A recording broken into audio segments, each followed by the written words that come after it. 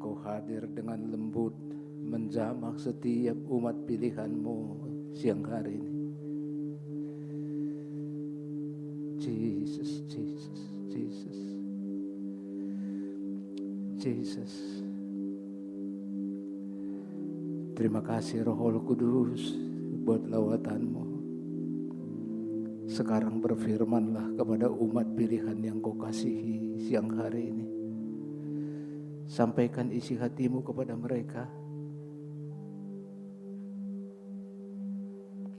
Sampaikan isi hati-Mu kepada jemaat di Intermark BSD di sini. Bahwa Engkau mau mengadakan tanda-tanda heran, tanda-tanda gaib di tempat ini. Bahwa Engkau akan mengirimkan jiwa-jiwa berduyun-duyun datang menyembah Tuhan melalui tempat di sini. Melalui gereja-Mu di tempat ini. Sampaikan isi hati-Mu kepada umat pilihan-Mu. Urapi hamba-Mu, urapi hamba-Mu, urapi kami semua. Sepanjang firman Tuhan disampaikan, hadirat yang sama, bahkan lebih kuat menyertai firman-Mu. Terima kasih Bapa, terima kasih. Pujian hormat hanya bagi nama Tuhan saja. Terima kasih Tuhan, terima kasih Yesus. Terima kasih Tuhan, kita yang sudah diberkati dan sebentar lagi akan diberkati dengan firman Tuhan, sama-sama katakan amin. Tepuk tangan buat Yesus, haleluya. Silakan duduk.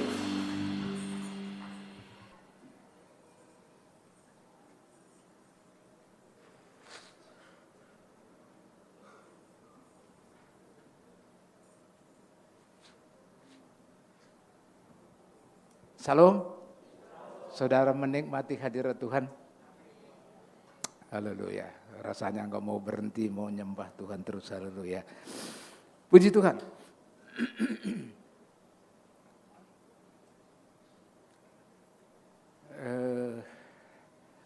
Setelah kebangkitan Yesus dari kematian, Dia menampakkan diri berkali-kali, 10 kali kepada murid-muridnya selama 40 hari. Karena pada saat itu ada berita bahwa Yesus itu mati, ya mati. Dan mayatnya dicuri oleh murid-muridnya. Nah, oleh karena itu untuk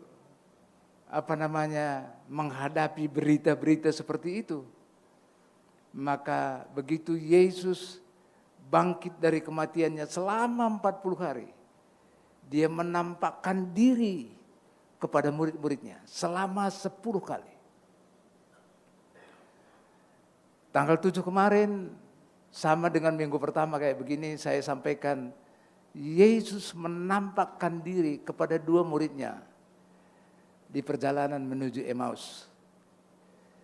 Kita sudah sama-sama dengar itu, dan hari ini saya mau menyampaikan Yesus menampakkan dirinya kepada murid-muridnya di tepi pantai Danau Tiberias. Karena ini dipesankan sebelumnya. Kasih tahu kepada mereka, ketemu dengan saya di Galilea, di Tiberias. Dan ini Yesus penuhi apa yang Dia janjikan. Yesus menampakkan dirinya dalam bentuk tubuh kebangkitan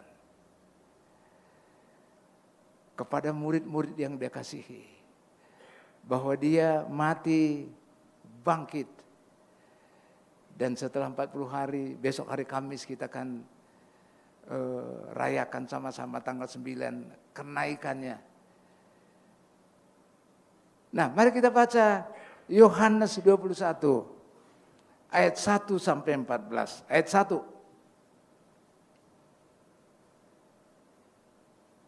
Kemudian Yesus menampakkan diri lagi, artinya sebelumnya sudah menampakkan diri. Kepada siapa?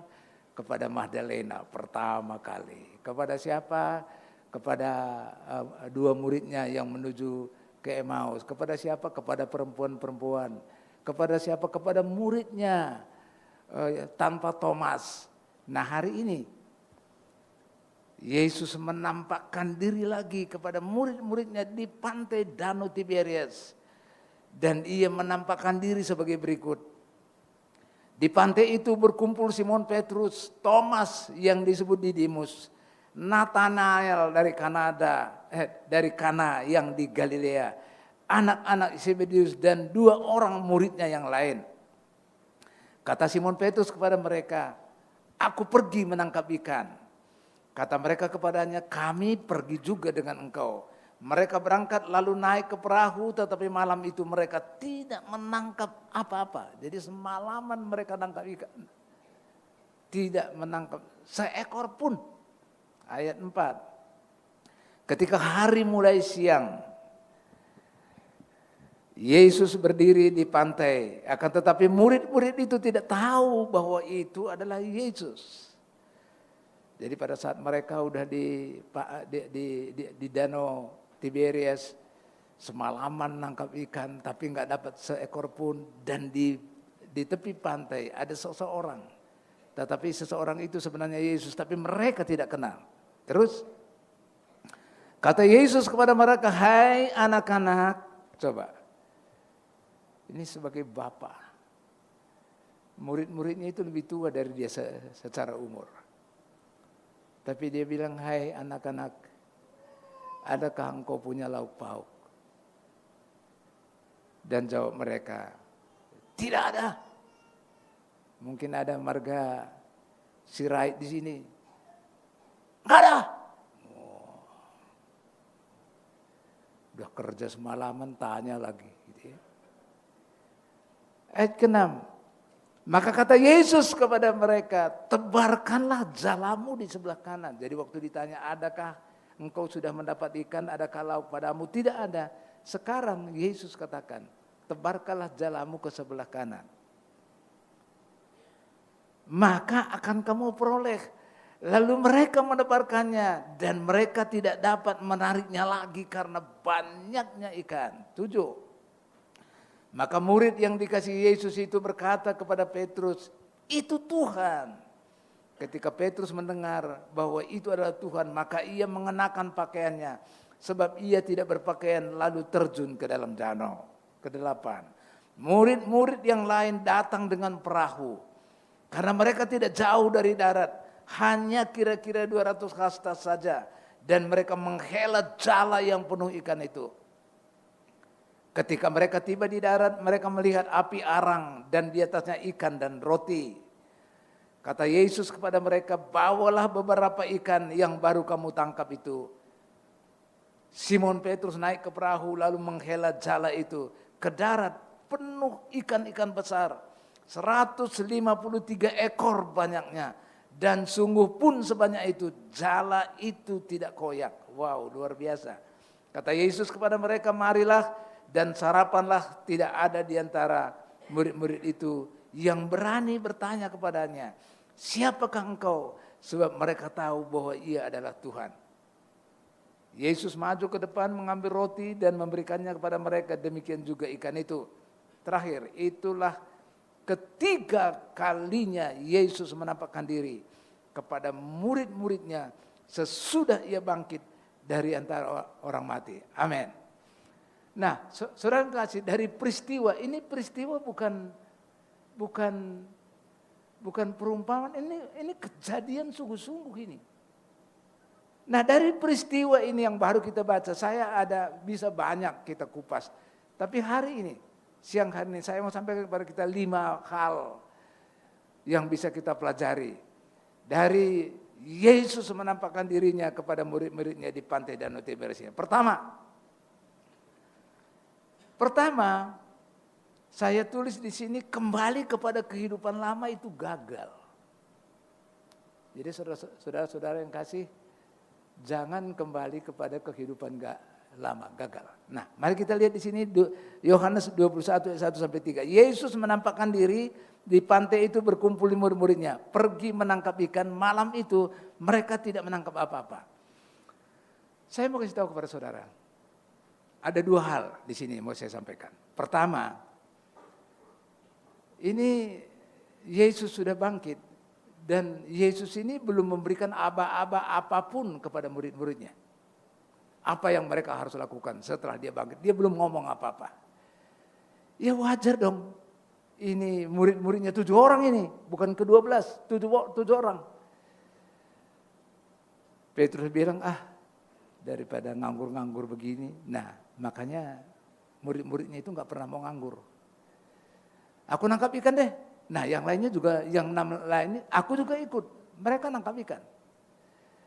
Mereka nangkap ikan semalam-malaman, udah kerja keras. Padahal mereka pengalamannya luar biasa lah nangkap ikan. Tapi gak dapat seekor pun sampai pagi. Kecewa gak kira-kira murid-muridnya? Menurut saudara? Kecewa lah. Mau ke rumah, mestinya ada bawa ikan, gak ada ikan. Kecewa. Tapi saya mau kasih tahu kepada saudara, mereka sudah berusaha keras. Dengan pengalamannya yang dulu-dulu, mereka sudah praktekkan tapi nggak dapat apa-apa, hasilnya nol. Dia kecewa. Tapi saya mau kasih tahu kepada saudara, di balik kekecewaan, ya ada rancangan Tuhan yang dahsyat yang mereka tidak tahu. Oleh karena itu, kalau saudara juga berusaha sudah habis-habisan, sudah jujur, rajin ke gereja, rajin kompak, sekarang namanya kompak ya. Wah, ini ada ibu ketua kompak ini hebat kali nih. Bisa khotbah loh Pak Seven. Ibu ketuanya saya dengar kemarin saya bilang keren banget nih. Ibu ketua, wah ini anggotanya nih. Itu sekalipun saudara sudah berdoa, berpuasa, berusaha, belum ada hasil. Saudara jangan tinggalkan Tuhan. Saudara sabar. Karena di balik kegagalan, di balik itu ada rencana Tuhan yang saudara dan saya tidak tahu, tapi Tuhan tahu. Saudara harus sabar. Ini yang pertama. Tapi ada, ini kan mereka ini kan wajar kan ya, yang dia tadinya harapkan Yesus itu menjadi raja mereka, yang menyediakan segala sesuatunya yang mereka perlukan. Mati malahan, menggenaskan di atas kayu salib. Kecewa dong. Nah ini yang gak benar. Kalau kecewa, gak mau ke gereja-gerejaan. Gak mau ke kompak-kompaan. Nah mereka katanya mau 2 kali sebulan. Mau 2 kali sebulan. 4 kali. Oh Pak Seven bilang 4 kali. Nah enggak, ini benar nih. Sekalipun hasilnya belum ada, jangan tinggalkan Tuhan. Anak-anak Tuhan, saudara tidak kebetulan ada di ruangan ini. Mungkin engkau sekarang ini gagal dalam segala hal. Engkau kerjakan ini enggak berhasil, engkau sudah berpuasa, engkau sudah berdoa. Tapi enggak berhasil. Saudara jangan tinggalkan Tuhan. Kalau saudara tinggalkan Tuhan, saudara pasti gagal. Saya banyak lihat contoh-contoh, apakah jemaat, apakah pengerja, apakah hamba Tuhan, tinggalkan Tuhan. Hidup mereka enggak karu-karuan. Oleh karena itu hari ini, jangan tinggalkan Tuhan. Ya, kompak. Wah, Medi mantuk-mantuk dia, mau 2 kali katanya sebulan. Sekalipun Pak Stephen bilang 4 kali, 2 kali lah dulu Pak. Wah ketuanya ketawa ini. Ya jangan tinggalkan Tuhan. Karena saudara tinggalkan Tuhan. Ada kan orang bilang emangnya gereja di sini doang. Enggak gereja-gerejaan. Enggak ada kompak-kompakan. Enggak ada baca-baca firman Tuhan. Don't do that. Jangan lakukan itu. Karena saudara pasti gagal. Ini yang pertama. Yang kedua, Yohanes 21 ayat 4-5. Itu saya kasih judulnya jujur. Ketika hari mulai siang, Yesus berdiri di pantai, tetapi murid-murid itu tidak tahu bahwa itu adalah Yesus. Jadi ada Yesus ini duduk di tepi pantai, Dan murid-muridnya 7 orang itu satu orang pun nggak kenal bahwa itu Yesus. Nah, orang yang tidak mengenal, murid yang tidak mengenal orang asing ini, yang sebenarnya adalah Yesus. Orang itu tanya, adakah kamu mempunyai lauk pauk? Saudara udah kerja dari malam capek, nggak dapat, terus ada orang asing tanya, lo dapat ikan nggak? Mungkin saudara ngomong, kok ngurus?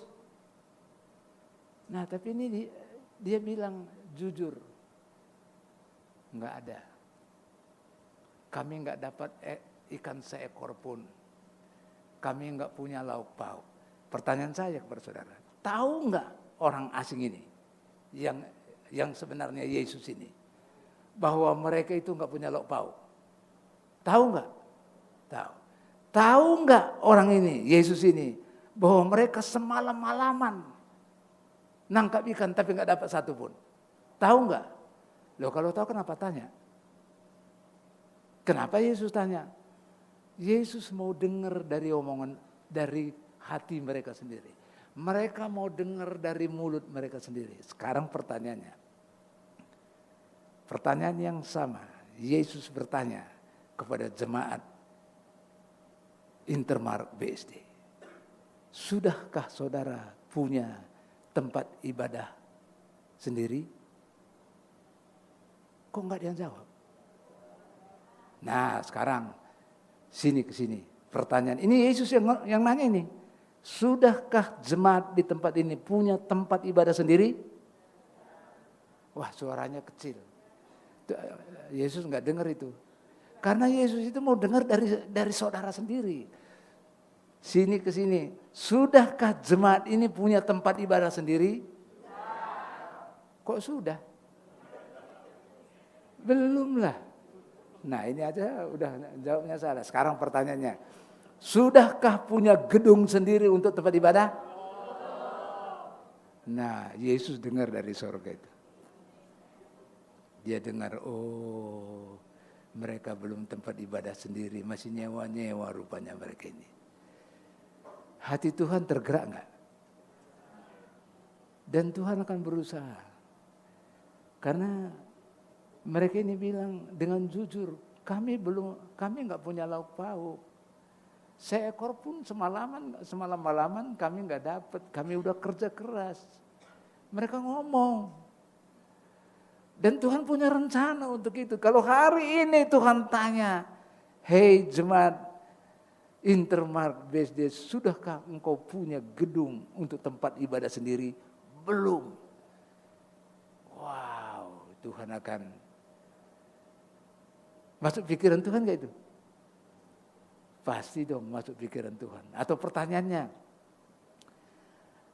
pertanyaan yang sama ini. Adakah rumah tanggamu harmonis? Ya saudara jawab sendiri. Pertanyaan yang sama Tuhan bilang, adakah suamimu di sini masih pengangguran? Saudara jawab sendiri, ngomong kepada Tuhan. Ini tahun ajaran baru sudah dekat, bulan Juli masuk tahun ajaran baru. Adakah engkau sudah punya uang untuk bayar uang pangkal dan sebagainya, uang seragam, sepatu? Saudara jawab sendiri kepada Tuhan. Tuhan mau dengar dari saudara.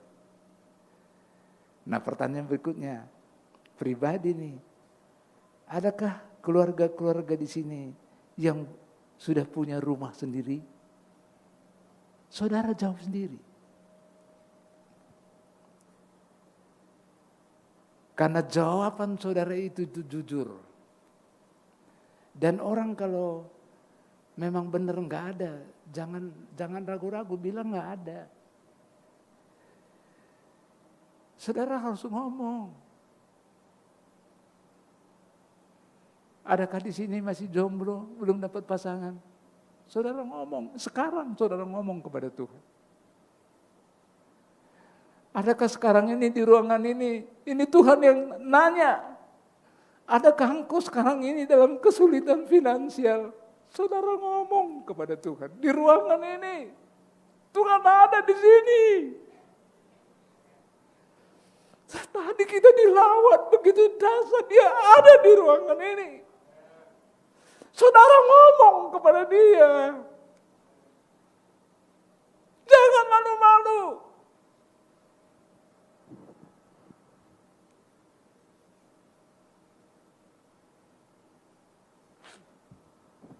Saudara ngomong dengan jujur.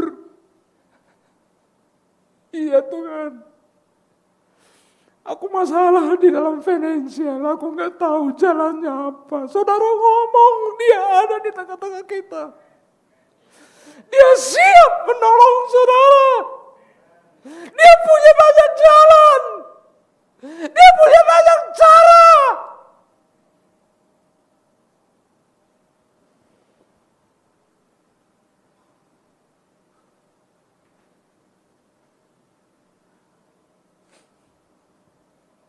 Haleluya. Jujur. Murid ini jujur, tidak ada. Ada beberapa ayat saya dapat tentang jujur ini. Bisa ditampilkan Amsal 2 ayat 7. Ia menyediakan pertolongan bagi orang yang jujur. Saudara mau ditolong oleh Tuhan? Hidupmu harus jujur. Apa adanya. Harus jujur, istri harus jujur ke suami, suami jujur ke istri. Orang tua jujur ke anak-anak. Di tempat pekerjaan engkau harus jujur. Kalau bukan milikmu jangan diambil. Harus jujur. Utang harus dibayar. Harus jujur. Amsal 2 ayat 32. Karena orang yang sesat adalah kekejian bagi Tuhan, tetapi dengan orang jujur ia bergaul erat. Saudara mau Tuhan bergaul erat dengan saudara? Saudara harus jujur. Coba bergaul erat dengan Prabowo aja bisa jadi menteri. Ini dengan presiden di atas segala presiden. Raja di atas segala raja. Kalau saudara erat dengan raja di atas segala raja, maka dia akan tunjukkan banyak jalan kepada saudara. Di saat tiada jalan. Lagi Amsal 15 ayat 19. Jalan si pemalas seperti pagar duri. Tetapi orang yang jujur jalannya rata. Enggak belok-belok, enggak begini-begini. Jalannya rata. Orang yang jujur itu jalannya rata. Satu lagi Amsal 16 ayat 13. Bibir yang benar dikenan raja dan orang yang berbicara jujur dikasihinya. Siapa yang mau dikasihi Tuhan angkat tangan tinggi-tinggi. Hidupmu harus jujur. Pekerjaanmu harus jujur. Bisnismu harus jujur. Maka engkau akan dikenannya Tuhan, maka engkau akan dikasihi Tuhan. Nah kalau Tuhan mengasihi saudara, apa susahnya di dunia ini? Tapi kuncinya harus jujur kepada murid-muridnya. Adakah engkau punya lauk pauk? Enggak punya. Adakah engkau sudah tangkap ikan? Enggak ada. Jujur apa adanya. Jangan pura-pura punya. Kalau enggak punya bilang aja enggak punya. Katakan amin. Yang ketiga, taat. Ketiga, taat. Nah, sini saya ini kagum benar ini. Tebarkanlah jalamu di sebelah kanan perahu. Kenapa ya ke sebelah kanan ya? Yesus itu, dia tahu yang di dalam air, sekalipun tidak kelihatan. Itu Yesusmu, itu Yesusku. Itu Bapamu, itu Bapakku. Yang penting kau harus taat kepada dia. Coba dia bilang, kenapa kok ke kanan? Karena dia tahu kawanan ikan itu ada di sebelah kanan. Dia tahu persis. Saudara harus taat. Kalau enggak taat, saudara enggak dapat. Dan mereka langsung tebarkan sebelah kanan. Dan mereka dapat, enggak tanggung-tanggung, 153 ekor. Besar, bukan kecil-kecil. Jadi saudara harus taat. Taat kepada suami, taat kepada istri, taat kepada mertua. Taat kepada firman Tuhan. Harus taat. Taat sama ibu ketua Komsel, kompak. Ya media, harus taat. Ya Wuri ya, harus taat sama ibu ketua kan. Harus taat. Jadi kalau baca Ayub sekian, baca Ayub sekian. Bahas. Saya sekarang ini, hari ini baca siapa ya? Kemarin sudah baca ini, hari ini baca siapa ya? Keren-keren loh Pak Stephen. Saya nggak nyangka loh. Saya nggak bisa bikin tulisan sehebat kayak begitu coba. Tepuk tangan dong buat Yesus. Mendalam. Mendalam itu bahasa Mandarinnya apa itu? Jero gitu. Bener, ini bukan lamisan, bener saya baca, saya dikuatkan, bener. Saya aja mungkin nggak bisa bikin tulisan sedalam itu. Tepuk tangan, Komsel kompak. Tepuk tangan dong. Waduh. Jadi kalau Komsel sekali lagi, Pak Manik yang bawa firman. Setuju ya? Iyalah, bawa firman dia. Nah bulan depan Ayub berapa itu? 51 ya? Nah berapa? 41. Ya siap-siap ya. Aku datang. Kalau Pak Manik yang khotbah di rumah siapa, aku datang, benar. Asal kasih tahu aja. Sekali lagi hidup kompak. Tepuk tangan buat Yesus, haleluya. Saya senang dengan Komsel kompak sekarang ini, keren banget, ya. Jadi tebarkan sebelah kanan dan mereka menebarkan. Nah, tadi kan gini. Saya dapat inspirasi gini, coba saudara dengarkan ya. Ini kan 7 murid ini nggak kenal itu. Nggak tahu kalau yang di tepi pantai, berdiri di tepi pantai itu Yesus, nggak tahu. Tapi kok dia bilang tebarkan sebelah kanan, mereka ini kok manut aja gitu ya. Coba saya pikirin nih. Coba kalau ada dia orang-orang aneh, ngapain lu? Ngomong udah lu kan bisa aja begitu. Tapi orang ini taat tuh.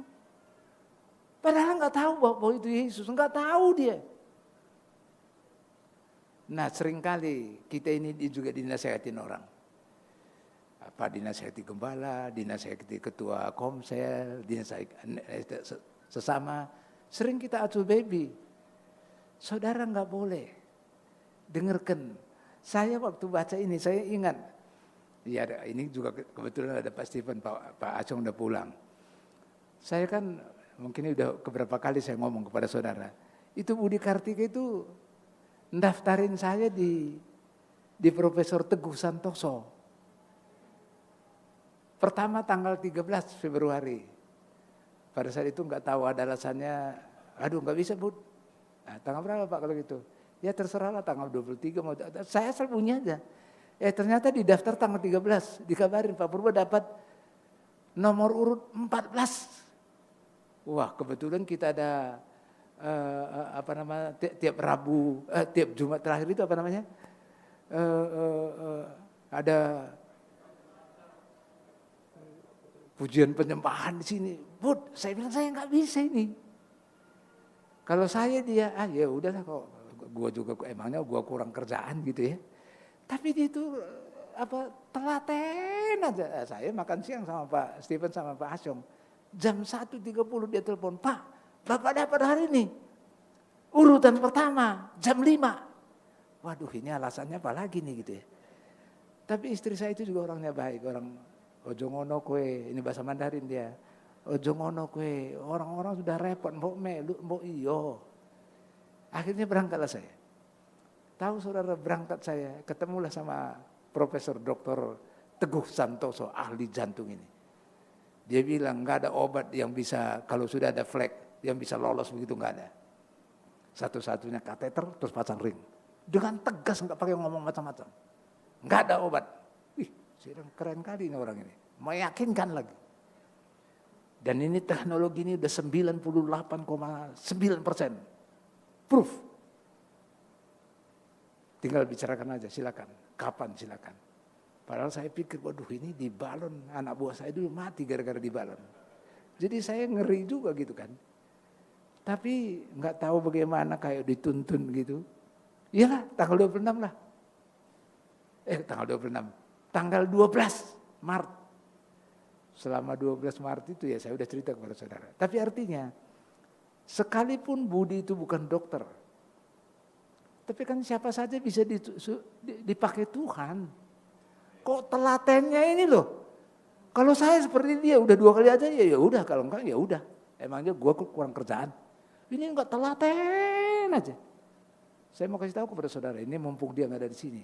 Jam 5.30 Alphard putih ada di depan rumah.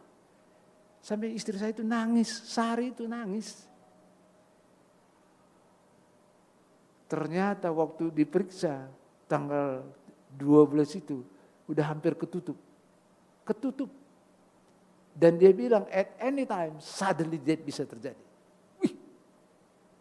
Saudara, kalau ada saran orang, saudara harus peka. Dalam bisnis, dalam apapun. Saya dulu gak peka. Udah banyak orang nasihati saya gak usahlah bikin tambang batu. Tapi lihat untungnya bisa 84 miliar, pikir juga 84 miliarnya kan lumayan juga gitu. Padahal sudah banyak nasihati, jangan Pak Purba, jangan. Itu untuk suplai batu, jalan Cipali itu, suruh saya ngisi 5 juta meter kubik, buka tambang batu. Ternyata udah 5 tahun, 5% aja jalannya, tanahnya belum bisa dibebasin. Padahal udah bisa diproduksi 40.000 per bulan. Udah dinasihatin orang, jangan. Nah, oleh karena itu ke depan ini kalau ada menasihati saudara, ada saran orang, saudara harus berdoa kepada Tuhan. Ini dari Tuhan apa bukan? Kalau dari Tuhan, saudara harus lakoni. Maka saudara akan aman. Jadi taat. Taat. Oke, seterusnya yang keempat. Yang keempat, hari ini kita perjuangan kudus ini. Ini unity. Ayat 9 saja. Murid-murid lain datang dengan perahu karena mereka tidak jauh dari darat dan mereka menghela jala yang penuh ikan. Jadi mereka tadi yang udah nangkap ikan besar itu nggak bisa menggeret sendiri, nggak bisa menarik sendiri, sehingga ada temannya yang di tepi pantai mereka datang, kemudian mereka sama-sama menarik itu 153 ikan itu sampai ke darat. Berbicara tentang apa? Berbicara tentang kebersamaan. Berbicara tentang apa? Berbicara tentang unity. Kita harus unity.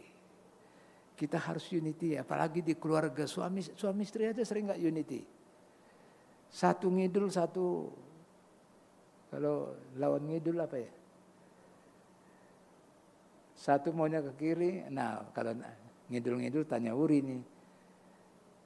Ke kiri sama ke kanan. Satunya ke kiri, satu ke kanan. Satu mau ulang tahun, enggak, termasuk saya ini. Tanggal 13 mau ke Medan. Sari bilang, Papa, Mama harus mendampingi Papa kan kurang sehat.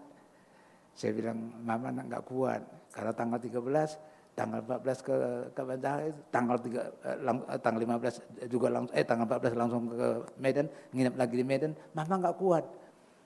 Nah, coba, suami istri aja nggak sepaham. Akhirnya kita tanya Hakim Agung. Nah Hakim Agung yang di Glasgow Pak Stephen. Tanya dia anaknya. Piye iki? Papa mau ke sana tanggal 13. Katanya aku orang iso melu. Piye kira-kira? Waduh, saya bilang Hakim Agung harus jawab ini. Nah Hakim Agung belum jawab. Mau ikut atau tidak. Maksudnya suami istri itu harus unity. Tapi saya pasti nanti unity, mau ikut silakan, mau enggak juga silakan. Ya kan? Harus unity. Harus unity. Saya ada ayat 1 untuk unity, dilihat di Imamat 26 ayat 8.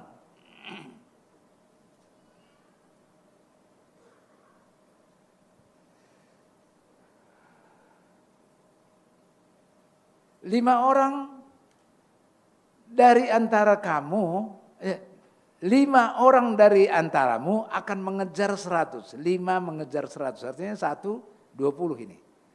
Dan 100 orang dari antaramu akan mengejar selaksa.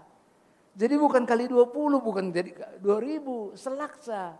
Betapa dampak daripada unity itu, betapa dampak dari kebersamaan itu. Luar biasa. Luar biasa. Salah satu contoh saya mau cerita kepada saudara. Pada saat Musa sama Harun sama Hur naik ke puncak, naik ke bukit, naik ke gunung, yang berperang di bawah Yosua melawan Amalek. Pada saat Musa angkat tongkat, itu tentara yang dipimpin oleh Yosua selalu menang. Tapi pada saat dia capek, maka tentara Amalek menang. Oleh karena itu, dengarkan ini. Harun sama Hur ambil batu, suruh Musa duduk di batu itu. Kemudian sebelah sini Hur, sebelah sini Harun, angkat tangan gini. Dari pagi sampai sore. Mereka menang. Ini namanya unity. Coba kalau Musa sendiri yang capek deh. Tangannya keluh. Pasti enggak kuat. Jadi harus ada yang menopang. Di gereja ini juga saudara harus topang. Dalam segala aspek, dalam doa, dalam apa saja. Engkau akan lihat tanda-tanda heran, tanda-tanda ajaib terjadi. Kenapa? Karena kita itu unity. Kita unity. Coba semua punya hati di sini. Siapa punya hati di sini? Di dalam hatinya. Kapan ya? Jemaat kami di tempat ini punya tempat ibadah tersendiri. Punya hati seperti itu, coba angkat tangan. Dengan jujur nih. Dengan jujur. Enggak, masa gini. Angkat tangan tinggi-tinggi yang punya hati, punya tempat ibadah di tempat ini. Wow. Jadi.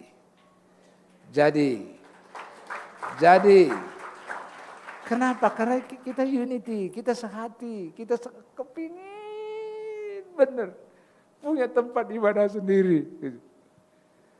Wow, luar biasa, haleluya. Ya, itu yang keempat, yang kelima terakhir. Tidak boros, pundi-pundi tidak bolong. Ini bahasa saya aja. Ya, ini juga saat temunya kata-katanya. Jadi, kenapa tidak boros? Karena dapat 153 ikan, jalannya enggak koyak. Semua ikan gak ada yang hilang, besar-besar lagi.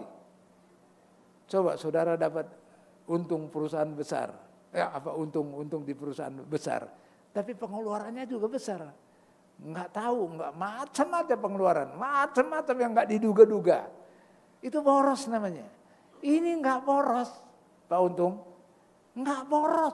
153 sampai di darat 153. Coba kalau jalannya koyak, keluar semua itu barang itu. Coba usaha kita udah untung, tapi ternyata pengeluaran nggak karu-karuan, nggak jelas. Itu namanya boros. Nah, ini semua 153 yang besar-besar itu nggak ada yang hilang, nggak ada yang lepas, semua ada di jalan sampai ke darat. Wih, ini keren banget. Dan saya mau kasih tahu kepada mereka. Mereka ini nangkap ikan berapa orang? 7 orang. Muridnya hanya 7 orang. Dapat 153. Lebih 21 orang. Gede-gede itu. Satu aja habis. Tapi Tuhan berikan melebihi daripada apa yang mereka perlukan. Untuk apa? Mereka bisa jual. Mereka bisa jual. Dan mereka gunakan uang itu untuk apa? Karena tidak lama lagi Yesus akan naik ke surga. Dan mereka akan suruh bertekun di loteng Yerusalem, menantikan Roh Kudus dicurahkan. Setelah itu baru mereka ditugaskan untuk menjala jiwa-jiwa. Dan uang ini mereka pergunakan untuk itu. Nah, saudara-saudara juga begitu. Saya berdoa sungguh-sungguh. Jemaat di sini semua dapat 153 ekor. Itu berbicara tentang berkat yang melebihi daripada apa yang diharapkan. Sedemikian sehingga berkat itu saudara gunakan untuk kemuliaan Tuhan. Jadi kalau tiba saatnya kita nanti membangun tempat ibadah, semuanya sudah diberkati. Berduyun-duyun. Dan ini mereka lakukan untuk itu. Jadi engkau dan saya, semuanya kita yang dengar firman Tuhan hari ini. 153 ekor. Ikan itu juga berbicara tentang jiwa-jiwa. Saya waktu baca kemarin tadi malam. Kebetulan tadi malam ada rapat Zoom 1 jam. Setelah itu saya langsung hubungkan. Jiwa-jiwa akan Tuhan kirim ke sini berduyun-duyun. Anak-anak muda akan datang dari segala penjuru, datang berduyun-duyun di sini. Ke tempat yang baru datang orang beramai-ramai. Tapi kan sebelum itu kan harus apa? Saudara dan saya harus sabar.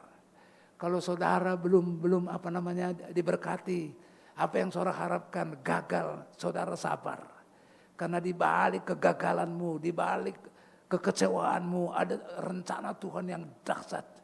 Dan saudara semua kita di sini, karena Tuhan akan kirimkan jiwa-jiwa baru yang banyak ke tempat ini berduyun-duyun. Kalau namanya berduyun-duyun, ini saya bukan ngomong asal ngomong ini. Pendoa lihat tiap Kamis kami ada doa di sini. Pendoa lihat anak muda datang berduyun-duyun datang ke sini. Begitu banyaknya, enggak tahu jumlahnya berapa. Dan sebelum itu, saya kasih, semua kita yang hadir di sini, hidupmu dan hidupku harus jujur. Hidupku harus jujur. Dalam keuangan, dalam keluarga, dalam pekerjaan. Hidupku harus jujur. Sebelum jiwa-jiwa yang berduyun-duyun itu datang. Hidup kita, gereja di tempat ini harus jujur. Harus taat. Dan harus unity, harus kesatuan hati.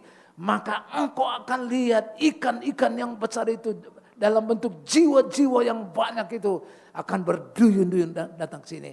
Tapi syaratnya ini tadi. Saya waktu baca tadi malam, ya ampun. Jadi jiwa-jiwa yang berduyun-duyun, anak-anak muda nanti datang berduyun-duyun. Berduyun-duyun, saudara tahu berduyun-duyun? Itu bukan 1, 2. Berduyun-duyun datang. Tapi syaratnya ini. Tuhan menampakkan diri kepada murid-muridnya di pantai Danau Galilea, Danau Tiberias ini. Ternyata ini, saudara kasih. Oleh karena itu ke depan ini, mari kita berusaha sehati. Mari kita berusaha jujur. Mari kita berusaha taat. Mari kita berusaha jangan gampang ngambek. Sekalipun belum berhasil, sabar. Karena di balik kegagalan, di balik kekecewaan itu ada sesuatu yang dahsyat yang murid-muridnya tidak tahu. Dia sediakan 153 ekor ikan. Murid-muridnya enggak tahu, tapi Tuhan sudah sediakan. Katakan amin. Tepuk tangan buat Yesus. Haleluya.